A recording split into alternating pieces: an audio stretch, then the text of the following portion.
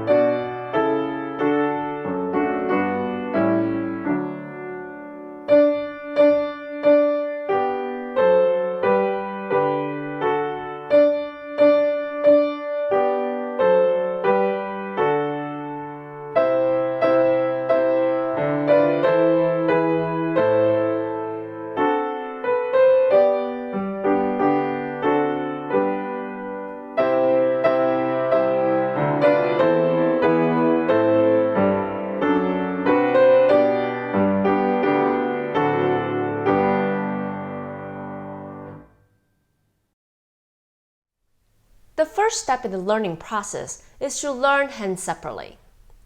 Let's start with the A section, right hand first, because it's the more complicated of the two hands.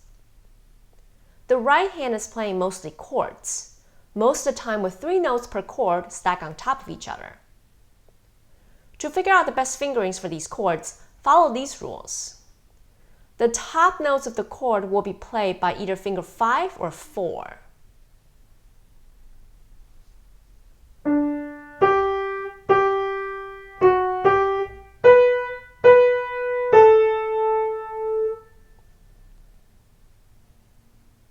With the exception of when there are only 2 notes in the chord.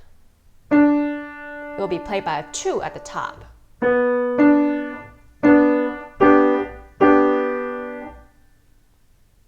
The bottom note of the chord will always be played by the thumb.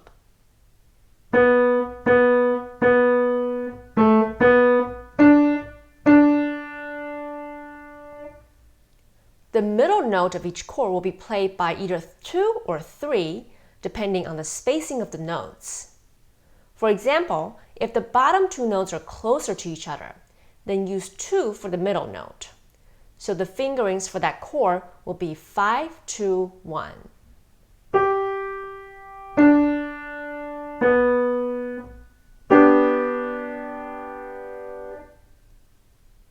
If the top 2 notes are closer to each other, then use 3 for the middle note. 5, 3, 1.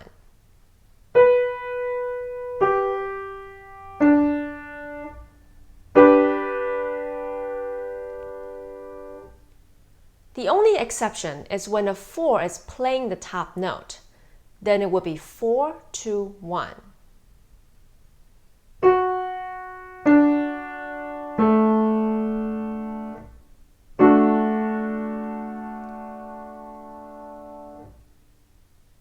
Follow these rules, then you'll have no problem figuring out a comfortable set of fingerings for these chords. The left hand is not as complicated as the right hand. However, it does require the hand to be very flexible in opening and closing it, and moving up and down the keyboard as needed to reposition. The beginning is an open hand position to cover an octave span.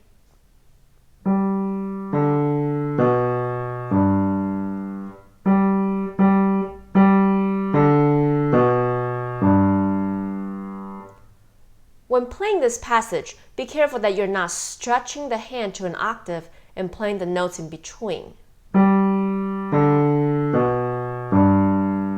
This creates unnecessary tension. Play and move on to the next note by following each note through with your wrist and arm, but keeping a natural hand position.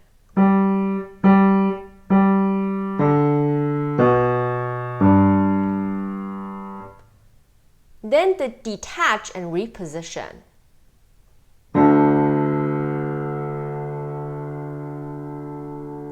Then regular G position, closing your hands.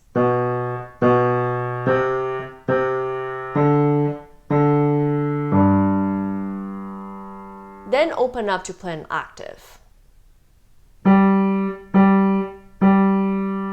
Open down.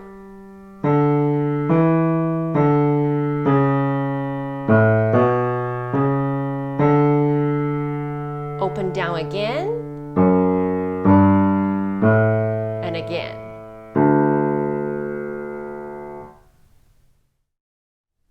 The beginning of the B section starts out less dense than the A section.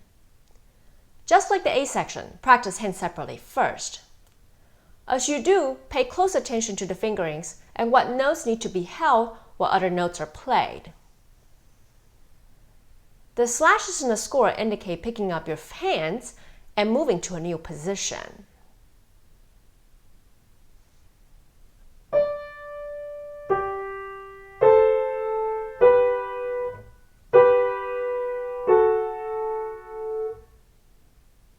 Notice in measure 11, we'll need to close our hands slightly for the double notes.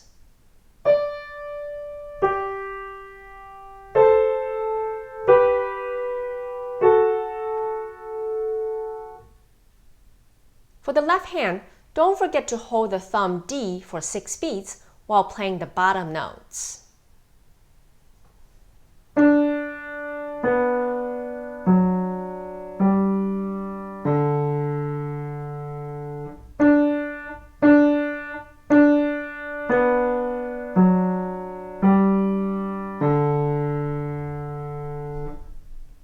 Then when putting hands together, that D is the only note holding while other notes are being played.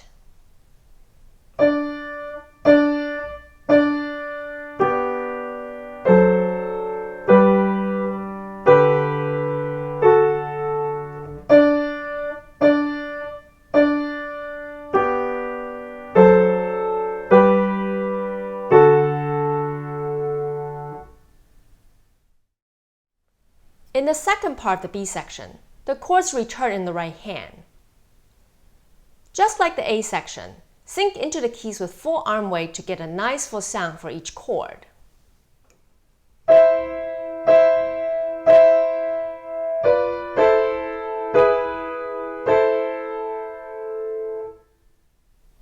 The last part of this piece is played with force, as indicated by the composer. Drop both arms heavily with lots of weight into the keys. This should be played with full arm motion. Remember to release your fingers and come off the keys after every chord and octaves.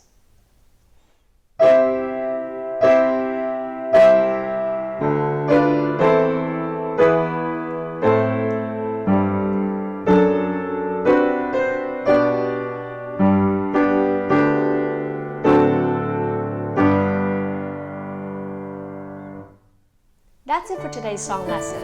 Thank you for watching. Remember to leave questions in the comments section and subscribe to this channel if you would like more videos like this.